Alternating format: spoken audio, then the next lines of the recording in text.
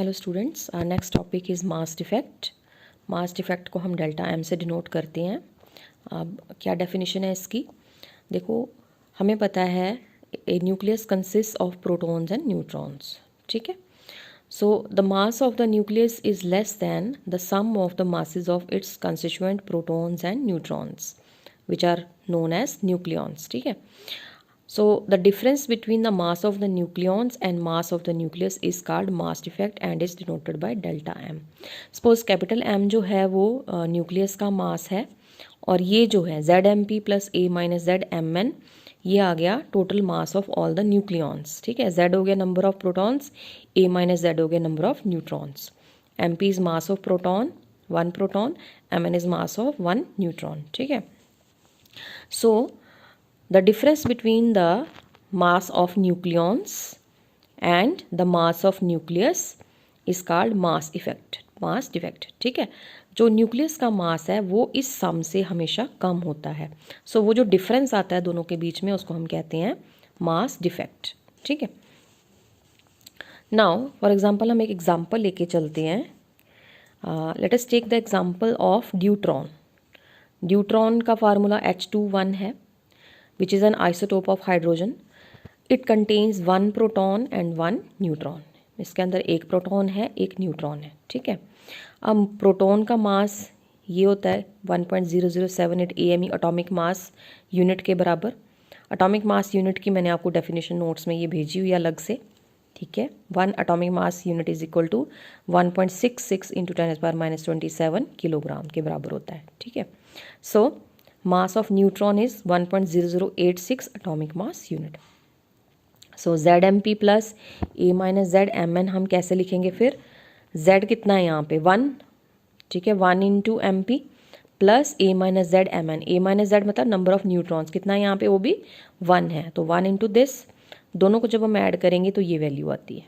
ठीक है, now mass of deuteron ऐसे हम जो कैलकुलेट किया जाता है mass of deuteron that is equal to 2.0141 AMU। इन दोनों का सम इसके बराबर है और ऐसे जो ड्यूट्रॉन का टोटल मास है वो इसके बराबर आता है। दोनों में डिफरेंस है, देखो ये ज़्यादा है और ये कम है, तो मास डिफेक्ट कितना हुआ, दिस माइनस दिस। ठीक है, इसकी कितनी वैल्यू आई 0.0023 AMU के बराबर, एटॉमिक मास यूनिट के बराबर। So when a proton and neutron are brought together to form a deuteron, a part of their masses is lost। हम ये इसको इस तरीके से भी कह सकते हैं कि जब हम एक प्रोटॉन को और एक न्यूट्रॉन को इकट्ठा करके एक ड्यूट्रॉन को बनाते हैं या ड्यूट्रॉन जब बनता है तो some part of their masses is lost. इसको भी हम एज मास डिफेक्ट बोलते हैं। वो भी क्या वो कहलाएगा, मास डिफेक्ट कहलाएगा। सो ये आ गई मास डिफेक्ट की डेफिनेशन और ये आ गई उसकी एक example, right. Next topic is packing fraction. Packing fraction को कैसे डिफाइन करते हैं? It is defined as this ratio delta M upon A, atomic mass minus mass number upon A. Delta M क्या है, ये मास डिफेक्ट है यहाँ पे। So it is observe that the atomic masses are very close to whole numbers. ठीक है, but they differ from being whole numbers by a very small amount. जो atomic masses होते हैं they are very close to being whole numbers by a very small amount. So this deviation of atomic mass from being a whole number is expressed in the form of a quantity known as packing fraction. ठीक है, जो deviation है उनकी atomic mass की from being a whole number, उस deviation को हम एक क्वांटिटी की फॉर्म में एक्सप्रेस करते हैं, that is known as packing fraction. It is defined as, ये आ गया उसका फार्मूला, F से डिनोट करते हैं डेल्टा एम अपॉन एम। ये आ गया मास डिफेक्ट और ये आ गया मास ऑफ द न्यूक्लियस, ये एटॉमिक मास। सो पैकिंग फ्रैक्शन हमें बताता क्या है, it measures the comparative stability of the nucleus. ये हमें न्यूक्लियस की स्टेबिलिटी के बारे में बताता है। The smaller is the value of packing fraction, जितनी कम वैल्यू होगी पैकिंग फ्रैक्शन की, the larger is the stability of the nucleus, उतना ही ज़्यादा न्यूक्लियस जो है वो स्टेबल होगा। मतलब जितनी ज़्यादा इसकी वैल्यू पैकिंग फ्रैक्शन की, उतना ही ज़्यादा जितनी कम वैल्यू है उसकी पैकिंग फ्रैक्शन की, उतना ज़्यादा उसका स्टेबिलिटी होगी न्यूक्लियस की, ठीक है। So the variation of packing fraction with mass number is shown in figure 1। ये देखो, ये हमने इसकी वेरिएशन शो की हुई है, ठीक है। This is the variation of packing fraction with mass number. So from this graph the following conclusions are drawn. Number 1, for very light nuclei, very light nuclei मतलब ये जो इसके मास नंबर 20 के इस तरफ, ठीक है, very light nuclei the packing fraction is maximum, जो बहुत छोटा जिनका मास है, very light मतलब which are having very small mass, ऐसे न्यूक्लियाई के लिए पैकिंग फ्रैक्शन की वैल्यू बहुत ज़्यादा है, ठीक है। And hence very light nuclei are unstable, अगर ज़्यादा होगी पैकिंग फ्रैक्शन की वैल्यू तो न्यूक्लियाई क्या होंगे, उतने ही अनस्टेबल होंगे, ठीक है। उल्टा होगा, जितनी ज़्यादा वैल्यू पैकिंग फ्रैक्शन की उतना ही अनस्टेबल न्यूक्लियस होगा, जितनी कम वैल्यू होगी पैकिंग फ्रैक्शन की उतना ही वो स्टेबल होगा, ज़्यादा स्टेबल होगा। As mass number increases the packing fraction goes on decreasing. अब देखो जैसे जैसे हम मास नंबर बढ़ रहा है पैकिंग फ्रैक्शन की वैल्यू जो है वो कम हो रही है, ठीक है। Till it become 0 for mass number 16। 16 मास कितना है ऑक्सीजन का, तो यहाँ पे जब 16 मास आता है, ऑक्सीजन का नंबर आता है, तब तक इसकी वैल्यू क्या हो जाती है, 0 पैकिंग फ्रैक्शन की, ठीक है। So the packing fraction for oxygen is 0। मतलब यहाँ पे ऑक्सीजन इधर लाई करता है, पैकिंग फ्रैक्शन की वैल्यू 0 है, ना ये अनस्टेबल में गिना जाएगा ना ये स्टेबल में, मतलब मीडियोकर। सो बियॉन्ड A16, जब मास नंबर 16 से ज़्यादा हो जाएगा the value of packing fraction decreases, मतलब ये नेगेटिव वैल्यू आ जाएगी। ये आ गया ना इसका 0, इसके नीचे ये नेगेटिव वाली वैल्यूज़ आ रही हैं। जैसे जैसे मास नंबर बढ़ रहा है इनकी नेगेटिव वैल्यूज़ आती जाएंगी पैकिंग फ्रैक्शन की, ठीक है। सो beyond A16 with the increase of mass number the value of packing fraction decreases, becomes negative, and it becomes minimum with further increase of mass number। ये देखो यहाँ से ये मिनिमम हो रहा है यहाँ पे आके, ठीक है। फिर ये थोड़ी देर ऐसे ऐसे रहेगा, फिर बढ़ना शुरू हो रहा है यहाँ से, जब मास नंबर बियॉन्ड 220 है फिर से ये बढ़ना शुरू हो रहा है, फिर 0 पे जाएगा, फिर आगे, ठीक है। सो it becomes minimum with further increase of mass number, after that it starts increasing, मतलब becoming less negative, till it again becomes 0 at A greater than 240। जब मास नंबर 240 से ज़्यादा हो जाएगा, इसके आगे कहीं 240 होगा, मास नंबर 240 से ज़्यादा हो जाएगा तो again it becomes 0। so we conclude that the intermediate nuclei for which packing fraction is negative they are stable, whereas the heavy nuclei whose masses are greater than 240 are again unstable, ठीक है। तो ये nuclei, ऐसे nuclei जो यहाँ से लेकर के इस पोर्शन से लेकर के यहाँ तक लाई कर रहे हैं, वो सारे क्या हैं, स्टेबल न्यूक्लियाई हैं, ठीक है। Light, very light nuclei they are also unstable, the heavier nuclei which are having mass greater than 240 they are also unstable, जो intermediate nuclei हैं they are more stable। so all the nuclei have the tendency to move from region of higher packing fraction to the lower packing fraction।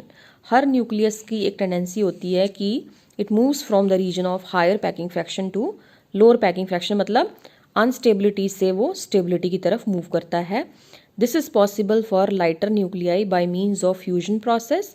Lighter nuclei कैसे attain करते हैं stability, through fusion process, and for heavy nuclei by means of fission process. जो heavy nuclei हैं वो disintegrate करके through fission they try to become more stable, जो lighter nuclei हैं they through the fusion process they try to become more stable. So this is all about packing fraction. Next topic is binding energy. Binding energy क्या होती है, binding energy को हम ई से denote करते हैं, B.E भी लिखते हैं इसको हम। So the energy required to decompose a nucleus into its constituent nucleons is called binding energy of the nucleus.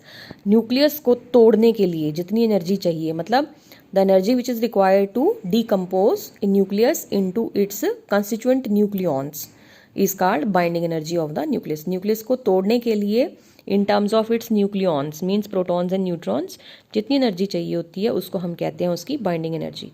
It is also defined as the energy release when the nucleons combine to form a nucleus.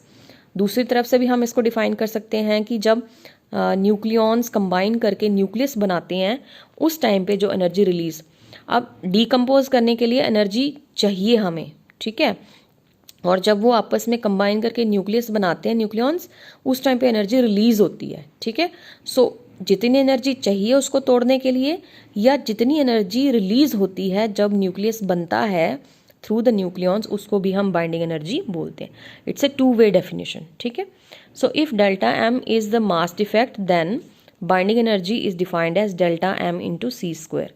Einstein's mass energy equivalence relation लेके हम इसको define करते हैं, delta M को सी square से multiply कर देते हैं, फिर c is the velocity of light and it is also defined as the energy equivalent to mass defect. According to this definition, this formula, it is defined as the energy equivalent to mass defect. So delta m तो आपको पता है इसका ये formula होता है ZMP plus A minus ZMN minus M. So E हो गया, डेल्टा m की जगह हम ये सब्स्टिट्यूट कर देंगे into C square. So in terms of atomic mass the binding energy can be written as, हम इसको इस फॉर्म में भी लिख सकते हैं ZMP plus A minus ZMN minus M को इसके साथ कर लो, सी स्क्वायर की जगह हम सीधा AMU लिख देंगे, atomic mass unit, where 1 atomic mass unit is equal to 931 million electron volt. 1 AMU की वैल्यू इसके बराबर होती है 931 MeV के बराबर होती है, ठीक है. सो ये डेफिनेशन आई बाइंडिंग एनर्जी की. अब हम बात करेंगे बाइंडिंग एनर्जी पर न्यूक्लियॉन के बारे में. What is the binding energy पर nucleon? So the amount of energy required to release a nucleon from the nucleus is called binding energy per nucleon. ठीक है, बाइंडिंग एनर्जी पर न्यूक्लियन क्या हुई? The amount of energy, कितनी एनर्जी चाहिए to release a nucleon from the nucleus, nucleus के अंदर से एक न्यूक्लियन को बाहर निकालने के लिए जितनी एनर्जी चाहिए होती है उसको हम कहते हैं binding energy per nucleon. And it is given by this formula, binding energy per nucleon equal to binding energy divided by total number of nucleons in the nucleus. ये आ गया बाइंडिंग एनर्जी का formula, delta m c square upon total number of nucleons मतलब total mass of the nucleus, ठीक है, atomic mass of the nucleus.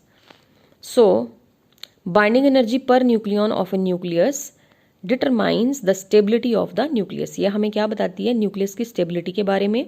If binding energy per nucleon of a nucleus is less, the nucleus is less stable. जितनी कम energy चाहिए उसको निकालने के लिए बाहर, उतना ही वो कम स्टेबल है nucleus. Whereas the nucleus is more stable if its binding energy per nucleon is higher. अगर ज़्यादा एनर्जी चाहिए to release a nucleon from the nucleus then means उसका मतलब क्या है? वो न्यूक्लियस ज़्यादा स्टेबल है. जितनी कम बाइंडिंग एनर्जी चाहिए उतना कम स्टेबल है, जितनी ज़्यादा बाइंडिंग एनर्जी पर न्यूक्लियन चाहिए उतना ही वो ज़्यादा स्टेबल है. अब आगे आ गया binding energy curve. This is the binding energy curve. ये 1 2 3 4 किंग्स हैं यहाँ पे. पहले यहाँ से ये ग्राफ सीधा चलता है, बाइंडिंग एनर्जी पर न्यूक्लियन लेते हैं इस तरफ, हम इस तरफ लेते हैं mass number, atomic mass of the nucleus.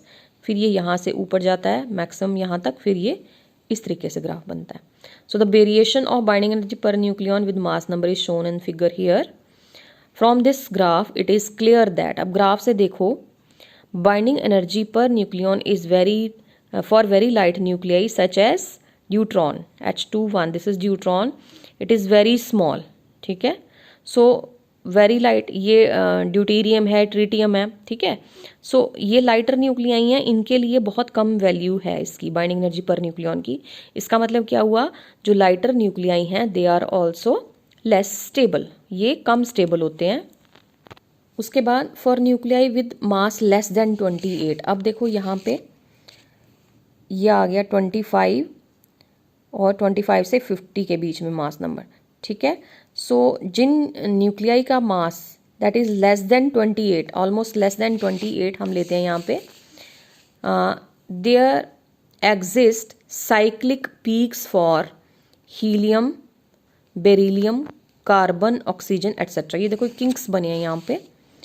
जिन ऐसे न्यूक्लियाई जिनका मास 28 से नीचे नीचे है, हीलियम, बेरिलियम, कार्बन, ऑक्सीजन, ऐसे न्यूक्लियाइज हैं। इनका देखो यहाँ पे किंक्स दिख रहे हैं आपको। ऐसे तो कर्व सीधी जानी चाहिए थी, लेकिन ये किंक्स क्यों आ रहे हैं यहाँ पे? इसका मतलब क्या है? These kinks or peaks indicate that these nuclei are more stable than the nuclei in their neighborhood. अब ये देखो, यहाँ से हम वैल्यू लेते चल रहे हैं, बाइंडिंग एनर्जी की वैल्यू जो है वो यहाँ से आई, ठीक है। फिर ये बाइंडिंग एनर्जी यहाँ से, फिर किंक हीलियम के बाद एक और पीक मिला हमें बेरिलियम के लिए, फिर एक और किंक मिला फॉर कार्बन, फिर और मिला फॉर ऑक्सीजन। मतलब ये जो न्यूक्लियाई हैं they are more stable than their neighbouring nuclei, ठीक है। They are more stable than their nuclei in their neighbourhood. So binding energy curve rises sharply and has maximum value of 8.8 million electron volt per nucleon for iron 56 which is the most stable nucleus. According to this curve, यहाँ पे देखो ये binding energy per nucleon की value maximum किसके लिए है? Iron के लिए कितनी वैल्यू है? 8.8 million electron volt per nucleon इसकी वैल्यू है। सो इसका मतलब क्या है? ये जो आयरन 56 है ये सबसे ज़्यादा स्टेबल न्यूक्लियस है। So iron 56 is most stable nucleus. And for higher mass numbers the binding energy per nucleon decreases gradually and falls to 7.6 million electron volt for uranium. Iron के बाद जैसे जैसे मास नंबर बढ़ता है ये धीरे धीरे ग्राफ जो है वो नीचे आना शुरू हो जाता है, ठीक है। सबसे कम वैल्यू किसके लिए है इसकी? यहाँ पे यूरेनियम 235, यूरेनियम 238, इसके लिए इसकी वैल्यू आती है 7.6 मिलियन इलेक्ट्रॉन वोल्ट, ठीक है। So it falls to 7.6 million electron volt for uranium. The decrease in binding energy per nucleon is due to, क्यों होती है डिक्रीज इसमें? It is due to the repulsion among protons whose number increases in heavy nuclei, ठीक है। जैसे जैसे हम आगे बढ़ते हैं प्रोटॉन नंबर भी बढ़ता है, एटॉमिक नंबर भी बढ़ता है ना साथ साथ में। सो प्रोटॉन्स के बीच में रिपल्शन होती है जिस वजह से बाइंडिंग एनर्जी पर न्यूक्लियन जो है दैट डिक्रीजेज, उनको निकालना आसान हो जाता है। रिपल्शन की वजह से उनको न्यूक्लियस से अलग करना आसान हो जाता है। सो बाइंडिंग एनर्जी पर न्यूक्लियन की वैल्यू भी क्या होती जाएगी? कम होगी वहाँ पे, तो उतना ही वो न्यूक्लियस क्या होगा? अनस्टेबल होगा। So heavy nuclei are unstable. The nuclei which are heavier than uranium 238 have still smaller value of binding energy per nucleon. इससे आगे हम जाएंगे तो बाइंडिंग एनर्जी पर न्यूक्लियन की वैल्यू और कम होती जाएगी for heavier nuclei. So these nuclei are very unstable and they are radioactive. Radioactive मतलब they spontaneously emit radiations. बहुत जल्दी डिसइंटीग्रेट हो जाते हैं, they disintegrate spontaneously. So as binding energy per nucleon is small for both light and heavy nuclei, ठीक है, therefore in order to attain higher value of binding energy per nucleon the heavy nucleus splits into lighter nuclei by nuclear fission and two lighter nuclei combine to form a heavy nucleus by nuclear fusion. ये मैंने आपको पीछे भी बताया packing fraction में भी, और binding energy में भी यही होता है। जो हैवी न्यूक्लियस है वो स्टेबल होने के लिए डिसइंटीग्रेट हो जाता है थ्रू फिशन, और लाइटर न्यूक्लियाई जो हैं वो कंबाइन करते हैं to form a heavier little bit heavier nucleus to attain more stability by nuclear fusion. So this is all about binding energy per nucleon. Next topic is nuclear stability. Nuclear stability का मतलब क्या है कि जितने भी nuclei हैं जिनका atomic mass 83 से ज़्यादा है, they spontaneously disintegrate and transform themselves into lighter nuclei by emitting alpha and beta particles. जो हैवियर न्यूक्लियाई हैं मैंने आपको बताया वो क्या हैं? अनस्टेबल होते हैं. लाइटर न्यूक्लियाई भी होते हैं, जो very light nuclei they are also unstable. So जो न्यूक्लियाई जिनका अटोमिक मास 83 से ज़्यादा है वो स्पॉन्टेनियसली डिसइंटीग्रेट करके they become lighter nuclei and they emit alpha and beta particles to attain stability. This means that the emission of alpha and beta particles provides stability to the heavier nuclei, right? So at present we have slightly more than 900 nuclei. हमारे पास आज तक हमने कितने nuclei discover हो चुके हैं? More than 900, out of which only 281 are said to be stable. सिर्फ 281 जो हैं वो स्टेबल हैं. Most of these stable nuclei have even number of protons and neutrons as given below. ये टेबल बनाया है हमने, देखो यहाँ पे नंबर ऑफ प्रोटॉन्स है, नंबर ऑफ न्यूट्रॉन्स है। इवन इवन मतलब even proton number, even neutron number कितने हैं 165। नंबर ऑफ स्टेबल न्यूक्लियाई कितने हैं 165। इवन इवन नंबर वाले सबसे ज़्यादा हैं, इवन ऑड वाले 57 हैं, फिर उससे कम ऑड इवन वाले आगे 53, और सबसे कम कितने हैं ऑड ऑड वाले, वो 6 नंबर है। So total number of stable nuclei is 281. So from the above table, it is clear that 165 of them have even number of protons and even number of neutrons. 57 of them have odd number of neutrons and even number of protons. 53 have odd number of protons and even number of neutrons. Only 6 nuclei have odd number of protons and neutrons. So this combination is found only in light elements. All these odd nuclei, ये जो odd वाली मैं बात कर रही हूँ, ये वाला कॉम्बिनेशन सिर्फ लाइट एलिमेंट्स में मिलता है या लाइट न्यूक्लियाई में मिलता है। All these odd nuclei except nitrogen 14-7 are rare. ठीक है, इनमें से जो 6 न्यूक्लियाई की मैं बात कर रही हूँ which are odd having odd number of protons and neutrons, उनमें से नाइट्रोजन जो है इसको छोड़ करके सभी जो हैं they are rare. So the even type of nuclides are more stable. सबसे ज़्यादा स्टेबिलिटी किस में है इवन न्यूक्लियाई में, because z is equal to p n here, z is equal to n here. So even type of nuclides are more stable and are therefore least likely to be radioactive. ये radioactive बहुत कम होते हैं, ना के बराबर, क्योंकि बहुत ज़्यादा स्टेबल होते हैं ये। उसके बाद एक सेकेंड, नाउ जो इवन न्यूक्लियाई की बात हम कर रहे हैं उनमें से 6 इवन न्यूक्लियाई जो हैं ये वाले oxygen, magnesium, silicon, calcium, titanium and iron, they form about 80% of earth's crust. Earth की क्रस्ट पे ये बहुत ज़्यादा पाए जाते हैं ये वाले एलिमेंट्स। ठीक है, they form almost 80% of earth's crust. Now taking number of protons along X axis and number of neutrons along y-axis, a graph is obtained as shown here. ये आगे प्रोटॉन नंबर, इस तरफ आगे न्यूट्रॉन नंबर, ये straight line चलती है यहाँ तक सीधी जा रही है लाइन, और इसको हम स्टेबिलिटी कर्व भी बोलते हैं। ये यहाँ से जब मास नंबर 20 से ज़्यादा हो रहा है तो ये इस तरफ चले जाते हैं, सॉरी प्रोटॉन नंबर 20 से ज़्यादा हो रहा है तो ये कर्व जो है it deviates from this stability line. ठीक है, ये आगे stability line for which proton number is equal to neutron number. So इस ग्राफ से हमें क्या पता चलता है that for z less than 20 the stability line is a straight line. जब मास नंबर प्रोटॉन नंबर 20 से कम है तो ये स्ट्रेट लाइन है। ठीक है, जैसे जैसे ये बढ़ता जाता है, जैसे जैसे हैवियर न्यूक्लियाई z बढ़ता है 20 से ज़्यादा होता है, the number of neutron start increasing. ठीक है, n जो है वो बढ़ना शुरू हो जाता है, मतलब ये जो स्टेबिलिटी कर्व है it starts bending towards this neutron axis.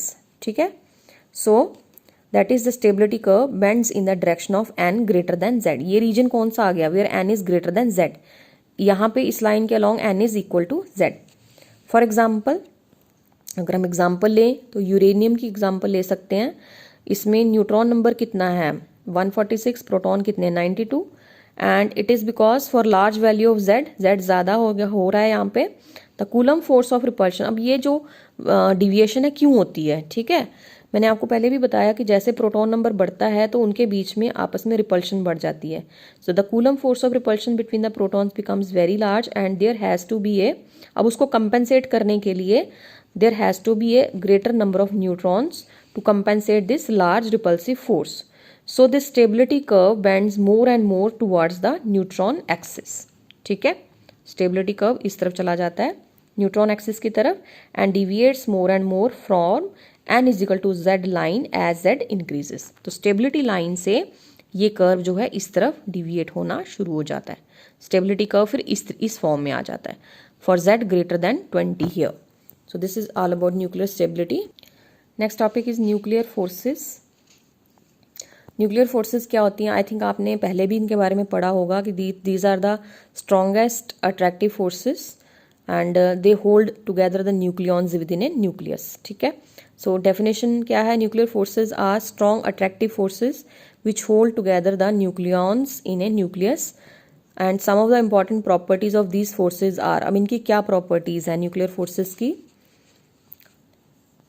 Fundamental forces है, these are one of the fundamental forces nuclear forces, आपने पढ़े हुए हैं पहले भी। तो इनकी प्रॉपर्टीज क्या हैं वो मैं आपको यहाँ बताती हूँ। Nuclear forces are short range forces, मतलब इनकी रेंज बहुत कम होती है। They are very strong between two nucleons which are 1 fermi apart. 1 fermi मतलब 10⁻⁻15 metre apart and it is almost negligible at a distance only slightly greater than this. इससे थोड़ा सा भी आगे डिस्टेंस अगर बढ़ जाए तो ये जो हैं nuclear forces they become negligible. So इनकी रेंज कितनी है? सिर्फ 1 फर्मी के बराबर। दूसरा, nuclear force is generally attractive, however at a separation between nucleon as the separation between nucleons becomes less than 0.5 fermi, nuclear forces become repulsive. Generally ये attractive forces होती हैं, लेकिन जब न्यूक्लियॉन्स के बीच में डिस्टेंस जो है वो 0.5 फर्मी से कम हो जाता है तो ये रिपल्सिव बन जाती हैं। These forces become repulsive. Then nuclear forces are charge independent, charge के ऊपर कोई डिपेंडेंस नहीं है इनकी। The nuclear forces between two neutrons is same as that between two protons और between a proton and a neutron. So these are charge independent. Then nuclear forces are spin dependent. Depend किस पे करते हैं ये? Spin के ऊपर। The force between two nucleons having parallel spins is stronger than the force between two nucleons having anti parallel spin. दो nucleons की spin अगर पैरेलल है तो न्यूक्लियर फोर्सेस क्या होंगे? स्ट्रॉन्ग होंगे। अगर उनकी स्पिन्स एंटी पैरेलल हैं तो न्यूक्लियर फोर्सेस क्या होंगे? They will be weak. Next है the nuclear forces show saturation properties, मतलब a nucleon can interact only with those nucleons which are its nearest neighbours. एक न्यूक्लियस अपने नियरेस्ट नेबर्स के साथ ही इंटरेक्ट करता है, उसके साथ ही बॉन्डिंग करता है, जो दूसरे दूर होंगे उससे उनके साथ नहीं। ठीक है, so nuclear forces are saturation forces और दे शो सैचुरेशन प्रॉपर्टीज। ठीक है, उसके बाद nuclear forces are non central forces, मतलब they do not act along the line joining the centres of the interacting nucleons. This is because of the dependence of nuclear forces on spin of nucleons. ठीक है, because ये spin के ऊपर depend करते हैं nucleons की, so these are non central forces. दूसरा, उसके बाद आ गया nuclear force is strongest force in nature. मैंने आपको पहले बताया सबसे ज़्यादा स्ट्रॉन्ग फोर्सेज होती हैं nuclear forces and its magnitude is 10⁻² times that of the electrostatic force। electrostatic force से कितनी strong है ये? 10⁻² times। जबकि gravitational force से कितनी ज़्यादा stronger है? 10⁻38 times stronger है than gravitational forces। Then nuclear forces are exchange forces, that is how do they arise? They arise due to the exchange of a particle called pi meson between the nucleons। ये Yukawa ने theory दी थी, उसमें उसने कहा था कि जो nucleons के बीच में न्यूक्लियर फोर्सेज एग्जिस्ट करती हैं वो क्यों एग्जिस्ट करती हैं? Due to the exchange of pi mesons. Particle का नाम दिया था उसने, due to the exchange of a particle which is known as pi meson या पाईऑन भी बोलते हैं। जब ये वाला पार्टिकल दो न्यूक्लियॉन्स के बीच में एक्सचेंज होता है तो जो फोर्सेज अराइज होती हैं they are known as nuclear forces. तो these are the properties of nuclear forces.